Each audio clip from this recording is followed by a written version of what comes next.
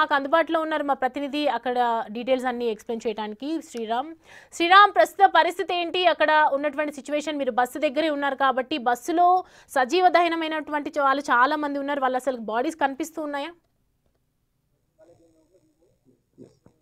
Soumya yes ఈరోజు తెల్లారుజామున జరిగిన ఈ ఇన్సిడెంట్ ఏదైతే ఉందో అందరినీ కలిచివేసింది. అసలు జాతీయ రహదారి 44 జాతీయ రహదారి ఇది కాశ్మీర్ నుండి కన్యాకుమారికి వెళ్ళేటటువంటి ఈ రహదారి మీద ఈరోజు తెల్లవారుజామున జరిగిన ఈ ప్రమాదం ఏదైతే ఉందో ఈ ప్రమాదంలో మనం చూస్తూ ఉన్నాం. ఈ బస్ అంతా కూడా ఓల్వో బస్సులో కంప్లీట్గా మనం చూసే ఈ విజువల్ ఏదైతే ఉందో ఇదంతా కూడా చూడడానికి కూడా చాలా ఇబ్బందికరమైనటువంటి పరిస్థితి. ఎందుకంటే ఒక డెడ్ బాడీని మనం చూస్తూ ఉన్నాం. ఇలాంటి డెడ్ బాడీస్ దాదాపుగా ఇప్పటికే జిల్లా కలెక్టర్ 11 మంది బర్న్ అయినట్లుగా సజీవ దహనమైనట్లుగా కూడా అధికారులు ప్రకటించిన పరిస్థితి. ఎందుకంటే ఈ వివరాలు ఇంకా తెలియరాలేదు. ఎందుకంటే బస్సులో దాదాపుగా ప్రయాణించే సమయంలో 39 మంది ఉన్నారు. హైదరాబాద్ నుండి బెంగళూరుకు వెళ్తున్న సమయంలోనే ఈ ఘటన అంతా చోటు చేసుకుంది. మనం చూస్తూ ఉన్నాం.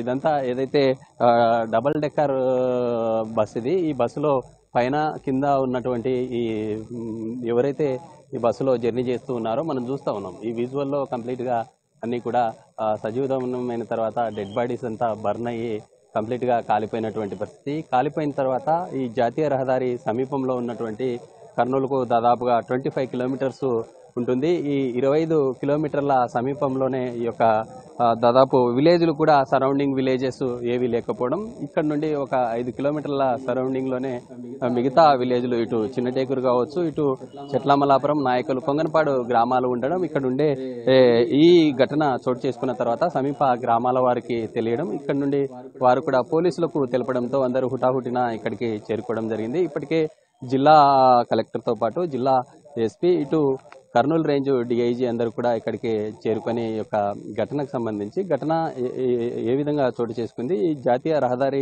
సమీపంలో ఒక బైక్ ఏదైతే ఉందో బైక్ అడ్డు రావడం వల్లే ఈ ఘటన చోటు చేసుకున్నట్లుగా కూడా పోలీసులు ప్రాథమికంగా నిర్ధారించుకున్నారు. మనం చూసే ఈ విజువల్ ఏదైతే ఉందో ఈ బస్సు నుండి నేరుగా ఈ జాతీయ రహదారి సమీపంలోనే దాదాపుగా 200 మీటర్స్ మేర ఈ యొక్క బైకు అడ్డు రావడంతోనే ఇక్కడ నుండి నేరుగా బస్సు దాదాపు 200 మీటర్ల దూరం నుండి ఈడ్చుకొని రావడం, ఈడ్చుకొని వచ్చిన తర్వాత ఇక్కడ ఆగిన తర్వాతనే ఈ యొక్క ఒక్కసారిగా బస్సులో ఉండే షార్ట్ సర్క్యూట్ వల్ల ఈ మంటలు చెలరేగాయి. మంటలు చెలరేగిన తర్వాత అంతా కూడా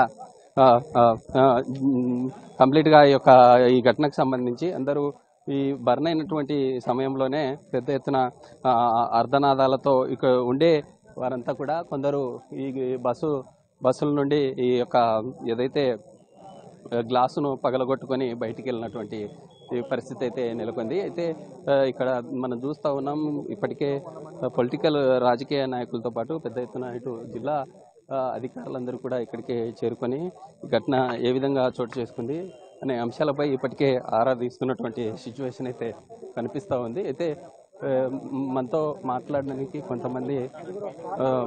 కొంతమంది నాయకులు ఉన్నారు. వారితో కూడా మాట్లాడించే ప్రయత్నం అయితే చేద్దాం. అయితే మనం చూస్తూ ఉన్నాం కదా, ఇదంతా కూడా బస్సు ముందు వైపు ఉన్నటువంటి ఓల్వో వెహికల్ ఇది. ఈ వెహికల్ కంప్లీట్ చూస్తే అసలు చూడడానికి కూడా కంప్లీట్గా బర్న్ అయిపోయినటువంటి పరిస్థితి. అయితే పోలీస్ అధికారులు కావచ్చు, ఇటు రెవెన్యూ అందరూ ఇక్కడికి చేరుకొని అబ్జర్వ్ చేస్తూ ఉన్నారు. అయితే మనతో మాట్లాడడానికి పాణ్యం ఎమ్మెల్యే గౌరిచరితారెడ్డి ఉన్నారు. మేడం చెప్పండి, అసలు ఈ ఘటన ఎలా చోటు చేసుకుంది, అసలు ఏమి? ఇది చాలా విషాదకరమైన ఘటన. ఇది 3:30 ఆ టైంలో జరగడం జరిగింది. ఈ బస్సు హైదరాబాద్ నుంచి బెంగళూరు వెళ్తూ ఉంది. ఒక బైక్ అతను రావడం వల్ల అతను బైక్ కిందికి వెళ్ళిపోవడము, అతని ట్యాంక్ అంటుకొని ఈ బస్సు ట్యాంక్ కూడా అంటుకోవడం వల్ల ఇంతమంది సజీవ దహనం కావడం జరిగింది. దాదాపు 42 మెంబర్స్ దాకా దీంట్లో ప్రయాణం చేస్తూ ఉన్నారు. 22 మెంబర్స్ సేఫ్గా ఉన్నారు. 20 మెంబర్స్ మాత్రం ఇప్పుడే మనము చూస్తూ ఉన్నాము. కాబట్టి దీనికి ఉన్న వాళ్ళకు కూడా మెరుగైన వైద్యం అందించాలి, వాళ్ళని ఆదుకోవాలని కానీ సీఎం గారు చెప్పడం జరిగింది. అలాగే హోమ్ మినిస్టర్ గారు కూడా ఇందాకే మాట జరిగింది, తను కూడా బయలుదేరి వస్తూ ఉన్నారు. మేడం ఇప్పటికే అంటే ఈ బస్సులో వారి డేటా ఏమన్నా సేకరించడం జరిగిందా? సేకరించిన తర్వాత ఇప్పటికే ఎంతమంది బయటపడ్డారు? 42 మెంబర్స్ ఉన్నట్టు మనకు తెలిసింది. దీంట్లో 20 మెంబర్స్ దాకా 20 సజీవ దహనం కావడం జరిగింది. అది ఈ బస్సు వివరాలు అన్నీ సేకరించడం జరుగుతుంది. కొద్దిసేపట్లో మనకి ఇంకా అన్ని వివరాలు వస్తాయి. ఇది మనం చూస్తూ ఉన్నాం. ఇప్పటికే ఈ బస్సు దగ్ధమైనటువంటి ఈ ప్రాంతానికి పెద్ద ఎత్తున ఇటు అధికారులతో పాటు రాజకీయ నాయకులు కూడా చేరుకుంటున్నటువంటి పరిస్థితి మనం చూస్తూ ఉన్నాము. ఇదంతా బస్సులో బర్న్ అయినటువంటి ఈ డెడ్ బాడీస్ మనం చూస్తూ ఉన్నాం. అసలు చూడడానికి కూడా అందరినీ కలిసివేసేటటువంటి పరిస్థితి. ఎందుకంటే ఈ విధంగా బర్న్ అయినటువంటి డెడ్ బాడీస్ ఇటు మొత్తం డబుల్ డెక్కర్గా ఉన్నటువంటి ఈ బస్సు పైన నుండి కంప్లీట్గా బర్న్ అయ్యి కింద పడినటువంటి పరిస్థితి ఈ రోలో మనం చూస్తూ ఉన్నాం. అటు ఇటు రెండు వైపులా కూడా కంప్లీట్గా అంతా కూడా ఈ డెడ్ బాడీస్తో ఉన్నటువంటి పరిస్థితి. అయితే ఈ ఘటన సంబంధించి జాతీయ రహదారిలో ఎలా చోటు చేసుకుంది, ఈ తెల్లవారుజామున ఈ బైకు రావడంతోనే ఇలా చోటు చేసుకుందని ప్రాథమికంగా కూడా చెప్తూ ఉన్నారు. ఈ ముందు భాగం ఏదైతే ఉందో ముందు భాగంలో మొదట బైకు అడ్డుపడినటువంటి పరిస్థితి. ఈ బైకు అడ్డుపడడంతోనే ఇలాంటి సిచ్యువేషన్ నెలకొంది. ఈ బైకు ముందు భాగంలో అడ్డుపడిన తర్వాత ఒక్కసారిగా బర్న్ అయింది. బర్న్ అయిన తర్వాతనే ఈ యొక్క మంటలు పెద్ద ఎత్తున చెలరేగడంతో ఇక్కడే స్థానికంగా ఉన్నటువంటి గ్రామస్తులు అందరూ కూడా ప్రాంతానికి చేరుకున్నటువంటి పరిస్థితి.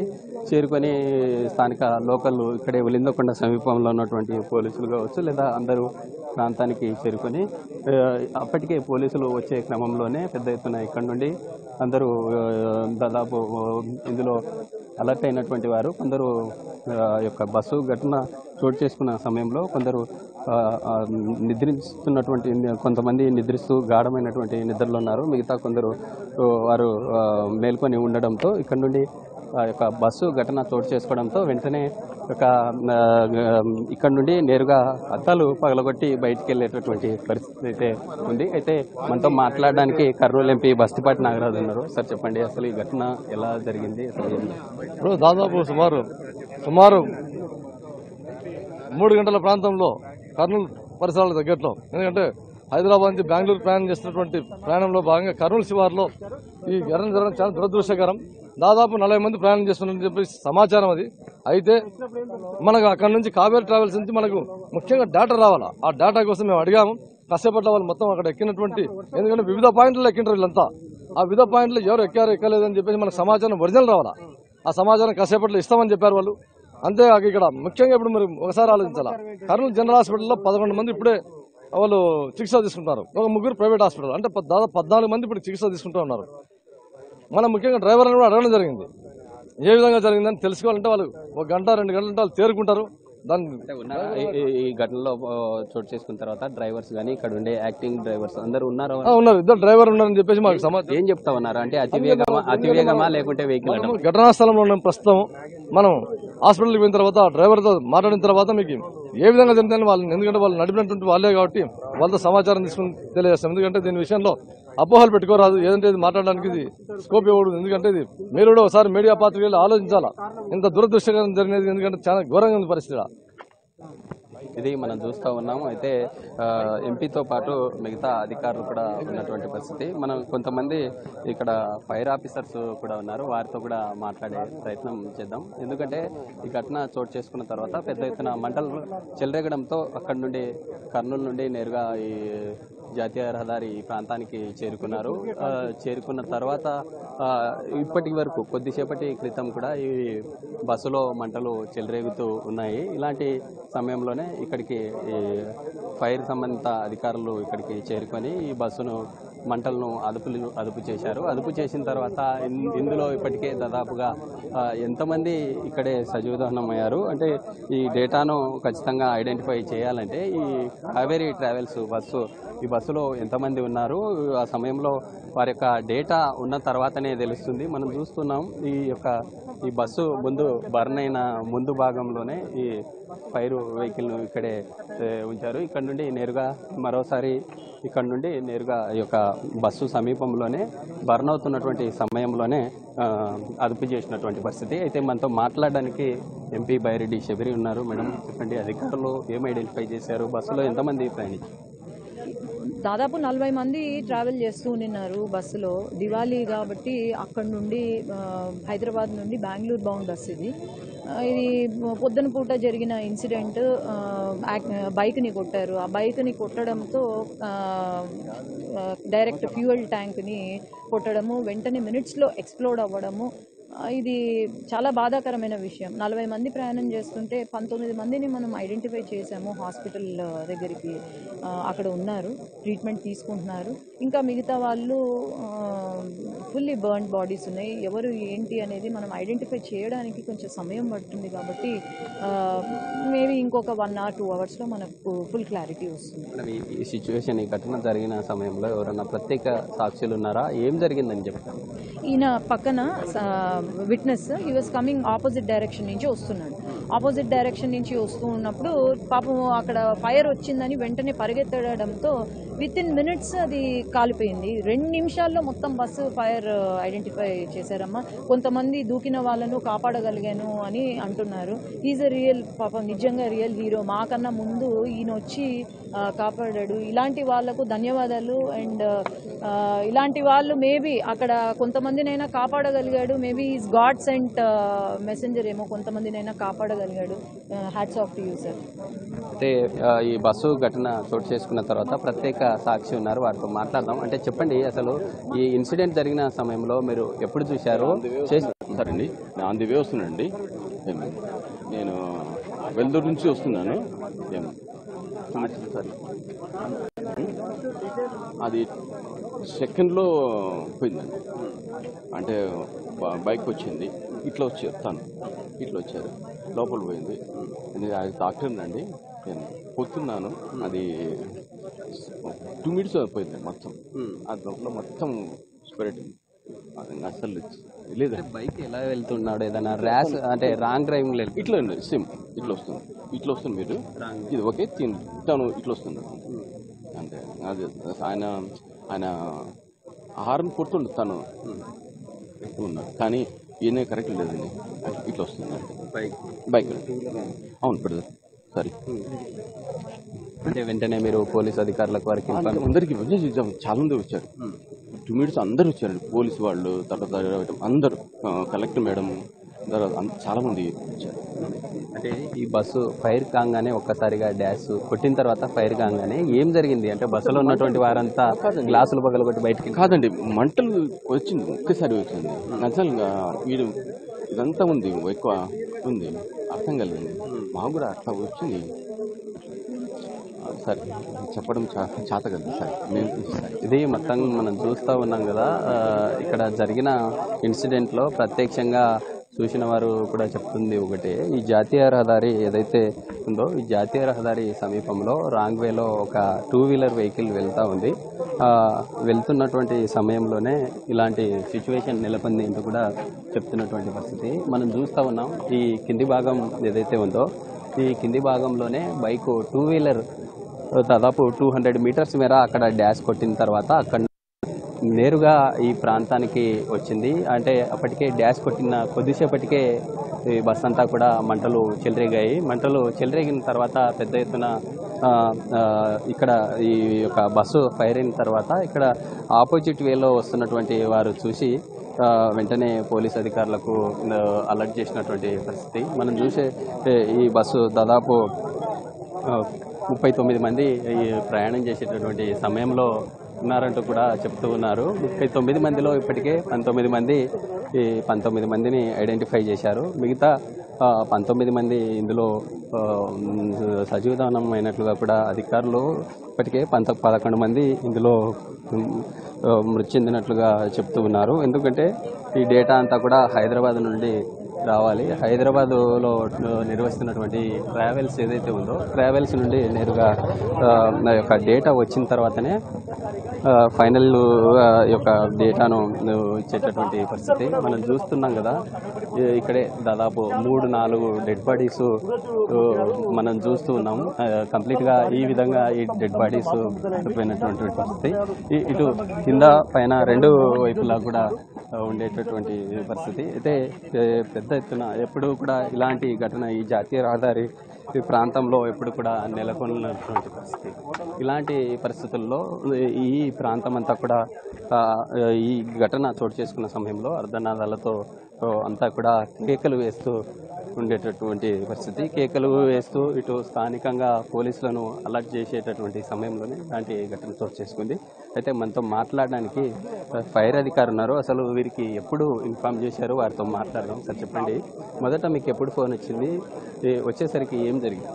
మాకు 3 గంటలకు సమాచారం వచ్చిందండి. 3 గంటల సమాచారం వచ్చిన మా కర్నూలు స్టేషన్ వాళ్ళంతా అలర్ట్ అయ్యి మా ఆఫీసర్ ఆధ్వర్యంలో వచ్చేసారు. ఇమీడియట్గా రష్ అప్ అయ్యి వచ్చిన తర్వాత చూస్తే బస్సు మొత్తం అంతా క్యాచ్ అవుట్ అయింది. ఫైర్ బేసిక్గా మనం చూసినప్పుడు ఏంటంటే ఇతను ఒక ఆగిన కంటే ఒక 400-500 మీటర్ల దూరంలో ఒక బైక్ని యాక్సిడెంట్ చేసి దాన్ని డ్రాగన్ చేసుకొని రావడం వల్ల బైక్లో ఉండే పెట్రోల్ అంతా లీక్ అయిపోయి దానివల్ల ఫైర్ స్పార్క్ ఏర్పడేసి ఫైర్ అంటుకున్నదనేది ప్రాథమిక సమాచారంలో మేము చేసుకున్నాము ఐడెంటిఫై.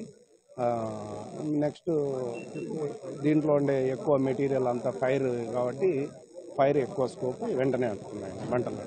అంటే ఎన్ని వెహికల్స్తో ఈ మంటలను అదుపు చేశారు, ఎంత టైం? ఒకే వెహికల్ అండి. ఇమీడియట్గా మేము ఒక 20 మినిట్స్లోనే ఫైర్ అంతా పుట్అవుట్ చేశారండి. అంటే మీరు ఈ ఘటన ఈ ప్రాంతానికి చేరుకున్న సమయంలో ఏదైనా బర్న్ అయినటువంటి డెడ్ బాడీస్ ఏమన్నా ఇక్కడ నుండి తీసుకెళ్లారు?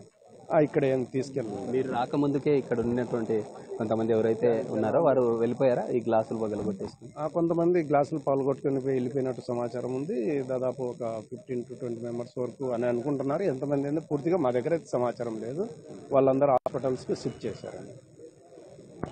ఇది మనం చూస్తున్నాం కదా, ఫైర్ అధికారులు కూడా ఒకటే చెప్తూ ఉన్నారు.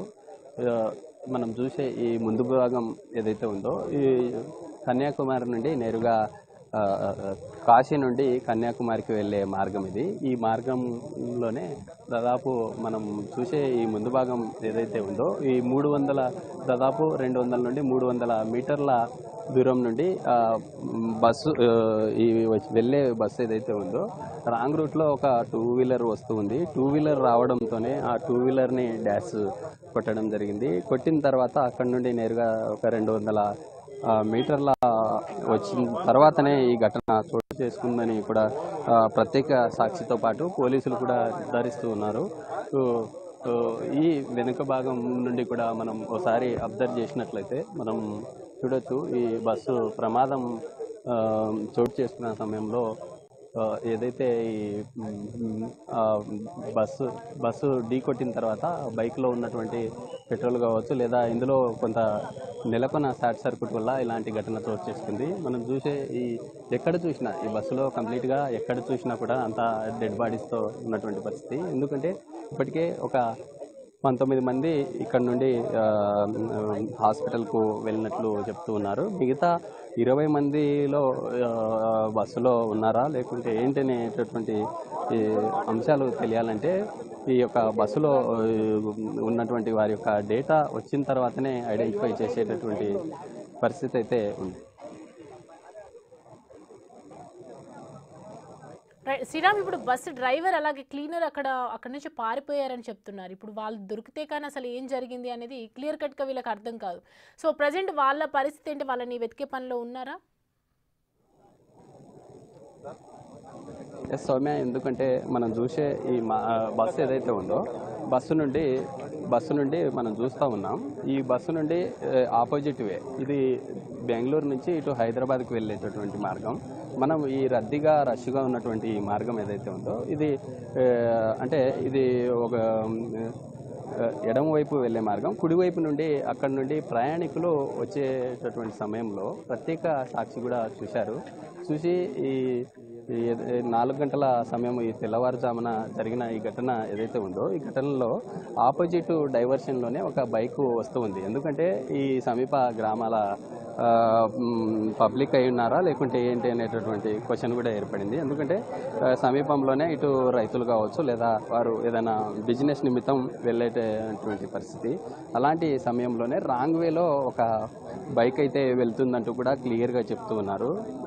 బైక్ వెళ్తున్నటువంటి సమయంలోనే ఈ ఘటన చోటు చేసుకున్న తర్వాత అంటే డ్రైవరు అతివేగమా లేకుంటే నిద్రమత్తా అనేటటువంటి సస్పెన్షన్ నెలకొంది. ఇప్పటికే ఇటు డ్రైవర్ కావచ్చు లేదా వారికి ఉన్నటువంటి యాక్టింగ్ డ్రైవర్స్ ఎవరైతే ఉంటారో వారు కూడా హాస్పిటల్లో ఉన్నట్లు తెలుస్తుంది. వారు కొంత రికవరీ అయిన తర్వాత అసలు ఘటన ఏం జరిగింది అనేటటువంటి సిచ్యువేషన్ అయితే అర్థమవుతుంది. ఇప్పటికైతే ఈ ఘటనకు సంబంధించి అంత ఇటు అధికారులు కావచ్చు ఇటు పోలీసులు కంప్లీట్గా ఇందులో జరిగిన ఈ ఘటనకు సంబంధించి ఒక బైక్ అడ్డు రావడం వల్లే ఇలాంటి ఘటన చోటు చేసుకుందని చెప్తున్నటువంటి సిచ్యువేషన్ అయితే నెలకొంది. అయితే ఆ యొక్క బస్సు నడుపుతున్నటువంటి సమయంలో డ్రైవరు వారు రికవరీ అయిన తర్వాతే పూర్తిగా తెలిసేటటువంటి పరిస్థితి.